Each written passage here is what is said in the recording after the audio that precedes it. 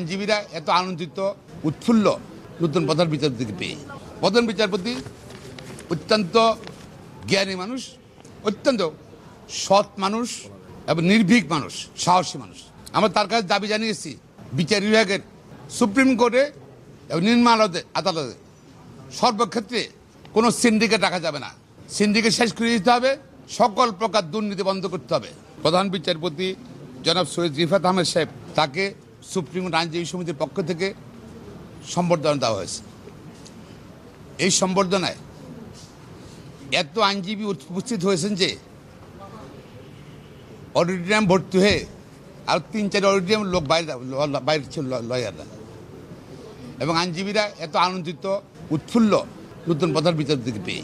প্রধান বিচারপতি বাবাও ছিলেন বাংলাদেশের দ্বিতীয় attorney general barrister Syed Ishtiaq Ahmed, supreme court বারের প্রেসিডেন্ট ছিলেন এবং প্রতিজ্ঞ আইনজীবী ছিলেন।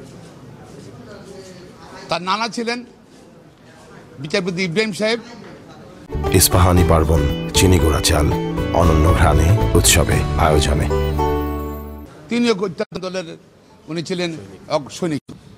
যে বক্তৃতার শুরুতে বলেছি, বীর মুক্তিযোদ্ধাদের স্মরণ করেছি, সঙ্গে সঙ্গে একইভাবে সাম্প্রতিক ছাত্র জনতার গণ অভ্যুত্থানে যারা শহীদ হয়েছেন, আহত হয়েছেন, আহত অবস্থায় মৃত্যুর সাথে পাঞ্জা লড়ছেন, তাদেরকে স্মরণ করেছি। প্রধান বিচারপতি অত্যন্ত জ্ঞানী মানুষ, অত্যন্ত সৎ মানুষ এবং নির্ভীক মানুষ, সাহসী মানুষ। আমরা তার কাছে দাবি জানিয়েছি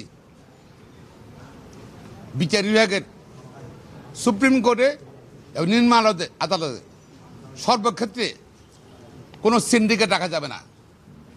সিন্ডিকেট শেষ করে দিতে হবে, সকল প্রকার দুর্নীতি বন্ধ করতে হবে। দুর্নীতির ব্যাপারে জিরো টলারেন্স যেন উনি বজায় রাখেন, সেটা আবেদন জানাচ্ছি। আমরা ওনার কাছে আরও বলেছি যে বিচার বিভাগ হলো জনগণের রক্ষা কবচ, মৌলিকাধিকারের রক্ষা কবচ, এবং বিচার বিভাগ যদি শক্তিশালী না হয় মানুষের ভোটাধিকার নিশ্চিত হবে না।